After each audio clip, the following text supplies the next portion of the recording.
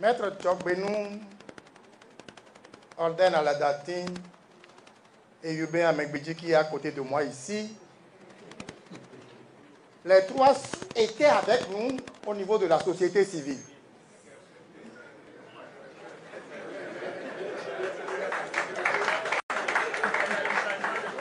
Ils nous ont dit, société civile, c'est organe de proposition. Maintenant, nous voulons aller à l'organe de décision. Ils ont été honnêtes. Et ils nous ont dit honnêtement et franchement qu'ils vont là-bas. Je les remercie parce qu'il y a d'autres qui sont assis sur deux chaises, vous le savez bien. Eux, ils sont assis sur une chaise, ils ont choisi. Mais quand Joseph Tchokbenou, avocat, m'a dit, nous irons à l'Assemblée nationale pour défendre le fait qu'on veut enlever aux magistrats le droit de grève, je l'ai suivi. C'est la seule et unique fois que j'ai fait la marche dans ma vie, parce que je n'aime pas souvent faire la marche. Mais lui, je lui fais tellement confiance que je l'ai suivi pour aller à Porte-Nouveau. Il était en tauge et tout. On a défendu et les députés n'ont pas voté en 2015 la loi pour retirer le droit de grève aux magistrats. Mais, devenu ministre de la Justice, 2017, ce problème s'est posé pour retirer le droit de grève aux magistrats. J'ai parié pour dire jamais il ne va pas accepter ça. Voyez-vous ma naïveté. Alors, j'ai parié, je ne te dis pas le montant, j'ai payé parce que j'ai perdu.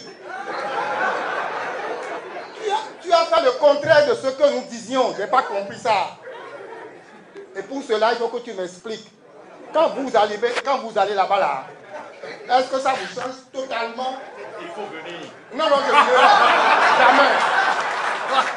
Et donc, il y a ça là qu'il faudrait que tu nous expliques. Parce que moi, je n'ai pas compris. Ce qu'on disait avant, ce qu'on faisait avant, et quand tu as dit avec les autres, nous irons là-bas, j'étais sûr que c'est pour aller défendre ce que nous faisons et ce que nous disons. Mais tu fais le contraire. Je n'ai pas compris ça là. Tu vas m'expliquer. Des interpellations, des interrogations. On a marché à un moment donné pour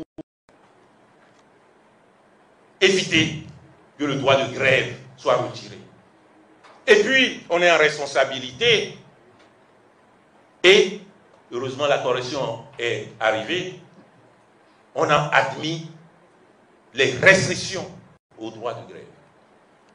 Mais c'est vrai. C'est vrai. Monsieur Elias, c'est vrai. Ce qui est vrai aussi, c'est ce que nous disons depuis en responsabilité politique. C'est cette bouteille à partager. Ce n'est pas de dire que tout le monde doit avoir de l'eau. Dans une posture antérieure, on peut dire ça. Ce n'est pas de dire que tout le monde aura un toit. Dans une posture antérieure, on a dit ça. Ce n'est pas de dire que tous ceux celles et ceux qui ne voient pas doivent avoir des lunettes et que l'État doit subventionner. Dans une posture antérieure, on a dit ça. C'est la posture de la revendication. Le politique est dans la posture de la décision. Et la décision, c'est ce que nécessairement doit être fait, même si on ne satisfait pas tout le monde. Et ce n'est pas, c'est l'espoir, c'est l'espérance, mais on y arrive difficilement, mais que les décisions, que les solutions consécutives à cette décision soient des solutions justes, équitables. Vous voyez?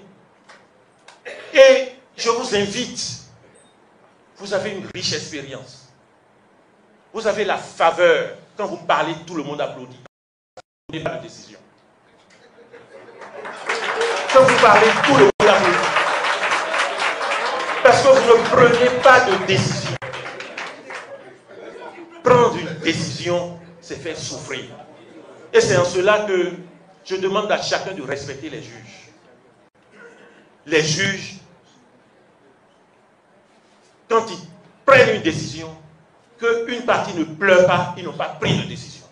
C'est ce qu'il faut voir dans le politique. On peut critiquer la manière de procéder, on peut critiquer quand on souffre, on peut critiquer, je l'admets, c'est normal. Mais si restreindre le droit de grève permet, depuis 2016, à tous les enfants de ce pays de ne pas connaître une année blanche. À la vérité, qu'est-ce qu'il y a de mal? Moi, j'ai connu 2 années blanches. J'ai connu une année blanche qui était au collège, au pied. Je venais chaque fois quand on annonce la reprise, juste pour passer d'année en année, de classe en classe. Chaque fois. Ceux qui avaient de l'argent ont envoyé leurs enfants au Togo, en Côte d'Ivoire, en France. Moi, je n'ai pas vécu ça. Je n'ai pas vécu ça. Avec un père qui est pauvre, avec une mère qui est pauvre, avec mes sœurs qui ont été déscolarisées. Si vous avez vécu ça, vous allez dire qu'il y a une raison à faire en sorte qu'aucun enfant ne manque l'école. Et ça, c'est un choix politique. Pour le plus grand nombre, avons-nous, est-ce que nous nous arrêtons pour évaluer le coût social des institutions dans les écoles? Les grossesses précoces, les sorties de piste. Et ça agit sur le capital humain que nous devons assumer durant de génération en génération. Ceux qui sont de ma promotion, ne prenez pas ma personne. Ça, c'est une exception. Un État ne doit pas créer des conditions de promotion, de valorisation exceptionnelle. La valorisation doit être normale pour tout le monde. Et ça, c'est le politique qui décide. Et c'est pour ça, M. Elias, je vous demande de venir en politique. Vous en avez déjà l'âge. Vous en avez déjà l'âge.